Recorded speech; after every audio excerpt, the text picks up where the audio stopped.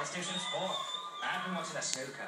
Fucking love snooker because I'm quite fastidious, and to me, snooker is a sport that is a really dirty table that's covered in mess, and then the person who tidies up the best.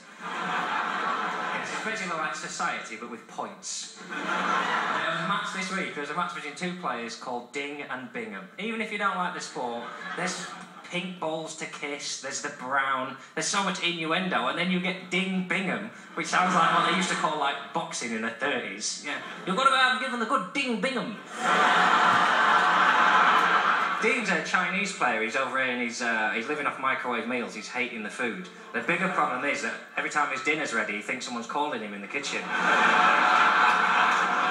trying to watch the fucking snooker. Jesus. It's not the same as it. Snooker's just not the same. I don't like myself for saying this, but when it was just the Embassy World Masters, it was just better, and now it's not. And I miss the days when it was Embassy, and I think those are just cravings I need to get over. Because now they'll be sponsored by shit things like Nicorette, which just isn't a patch on the old sort of Embassy. On to the more important news, right? This is my least favourite sports story of the week. This week, Bury played Chesterfield, and there was a pitch invasion after Bury won 3-2, and it's alleged that someone ran on and punched the Bury goalkeeper in the face, right? Yeah, you're right to boo, you're right to boo. You were wrong to laugh. Whoever laughed in your face. Derbyshire Police released a statement. I've got their police. Derbyshire Police said, we will be scanning CCTV systems and liaising with the club and members of the media and collating as much evidence as possible. So I was keen to find out who it was, and as a member of the media, done some research myself. I'm not a police officer. I'm just saying, if they want to find out who it was that punched the guy, I reckon it was probably that guy. Now, don't get me wrong, I'm not a copper, right? If you're asking me who punched the keeper, I'd always go for the guy who's punching the keeper. Always. And we've got to pixelate his face, because there's a chance that obviously there's a guy behind him in the same top with, like, go-go gadget arms. Who's performed a very unpleasant reach around. And, right, and kids as well, this is my favourite picture. Look at this one.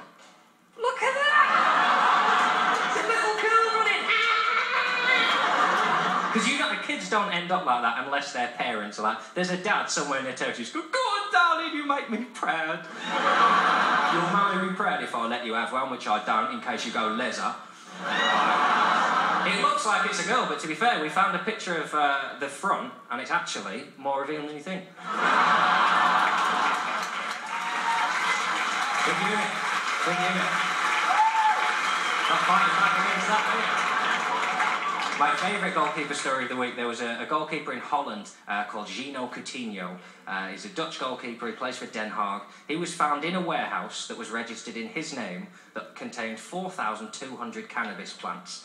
And the police burst in, and he still denied it. He said there's nothing going on. I can't think of a more Dutch story if I tried.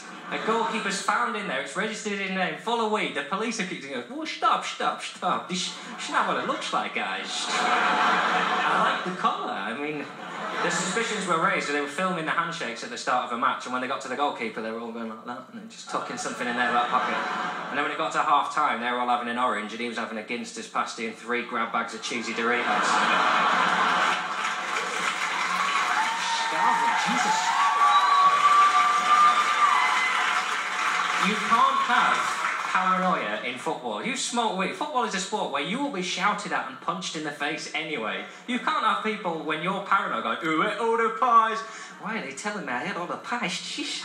I put on a little bit of weight. Why are they chanting in English? Why am I thinking in English? Jesus Christ. Where the fuck is my accent going all over the place?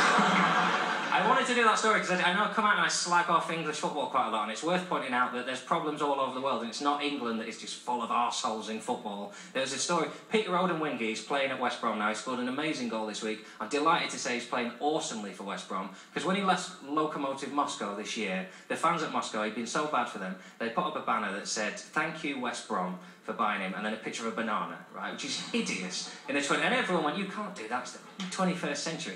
This was their excuse. The Russian head of the World Cup bid said, no, what happened, right? I travel, don't worry for action, don't worry for action. I lived for 6 months with meerkats, which why... you see, What happened, right? What happened? In Russia, symbol for failed test. If you fail test, we give you banana. That's what happened. I mean, you almost respect them for coming up with such a bullshit excuse. As if there's an idea that in Russia you finish your driving test and he pulls you over and goes, okay, on this occasion, I'm afraid it's banana. If you want for me to tell you why I didn't reach for the camquat, I'm happy to do so. Or you just go into like an STD clinic for your results and then just sat there like that. You're riddled. Well, that's been a week in sport. Thanks for listening to me. Enjoy your sport down your deck. See you again.